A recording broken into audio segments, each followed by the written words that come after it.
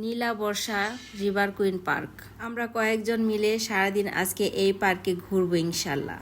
পার্কটিতে যেতে হলে সাভারের পাশে বংশাই নদীটা পার হয়ে তারপর যেতে হবে। তো আমরা নদী পার হওয়ার জন্য নৌকার কাছে গেলাম। ব্রিজ দিয়েও নদী পার হওয়া যায়, কিন্তু নৌকায় যেতে আমার অনেক বেশি ভালো লাগছিল। আর আজকের আবহাওয়াটা অনেক সুন্দর ছিল, তো দাম দর ঠিক করে একটা নৌকায় উঠে বসলাম। তো আমরা নদী পার হয়ে গেলাম। দেখুন কি সুন্দর করে সিঁড়ি বানিয়ে দিছে নদীতে থেকে ওপরে ওঠার জন্য। আমরা সিঁড়ি বেয়ে বেয়ে উঠতেছি। ভেতরে প্রবেশ করার জন্য আমরা 3টা টিকিট নিয়ে নিলাম। একটি টিকিটের দাম মাত্র 50 টাকা, আর বাচ্চারা ফ্রি আছে। সামনেই অনেক বড় জায়গা, আর পুরো জায়গাটাই দেখুন গাছগাছালিতে ভরা।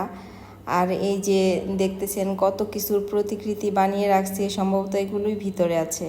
কিছুটা এগোতেই দেখলাম সুইমিং পুলে সবাই সুন্দর করে আনন্দ করে গোসল করতেছে। তো আমরা বাড়তি কোনো জামা কাপড় না নিয়ে আসার কারণে আমরা আর নামতে পারলাম না, দুঃখিত। আর একটু এগোতেই দেখলাম খাঁচার ভিতরে অনেকগুলো হরিণ আছে। হরিণগুলো দেখতে খুবই সুন্দর, সুস্বাস্থ্যবান। খাঁচার বাইরে কিছু ঘাস রাখা ছিল, ঘাস হাতে নিলাম। দেখে হরিণগুলো তাড়াতাড়ি করে এগিয়ে আসলো।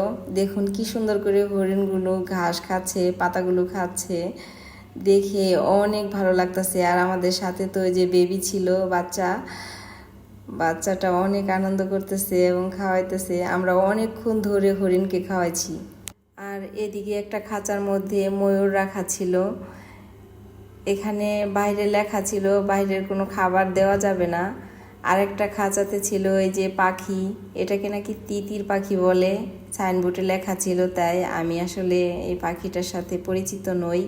মায়া লাগলো, পাখিটা বের হওয়ার জন্য অনেক চেষ্টা করতেছে। আবার এদিকে বাচ্চাদের জন্য অনেক খেলার জায়গা আছে, এই যে মোটু পাতলু বাচ্চাদের সুইমিং পুল, এই যে অনেক কিছু আছে। পরিবারের সবাই মিলে ঘোরার মতো একটা সুন্দর জায়গা। আর ওইদিকে আমার এক বান্ধবী দোলনায় একা একা দোল খাচ্ছিল, দেখে আমার ভালো লাগছিল না, তাই আমিও এসে একটু যোগ দিলাম আর কি। দোলনাটা রোদে অনেক গরম হয়েছিল, সে একা একা কিভাবে বসেছিল এতক্ষণ ধরে আমি আসলে বুঝলাম না। অনেকক্ষণ ধরে ঘোরাঘুরি করার পরে ক্লান্ত হয়ে গেছি, তাই সবুজ ঘাসের উপর একটু শুয়ে পড়লাম। আমার পাশে এসে আমার বান্ধবীও শুয়ে পড়ছে। এই যে দেখেন আমরা দুজনে অনেকক্ষণ ধরেই এখানে শুয়েছিলাম।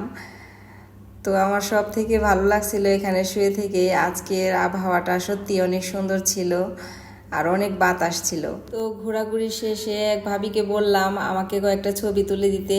তো এই যে দেখেন ভাবি আমাকে অনেক সুন্দর সুন্দর করে কিছু ছবি তুলে দিছে। আল্লাহ হাফেজ। ধন্যবাদ সবাইকে কষ্ট করে পুরো ভিডিওটা দেখার জন্য।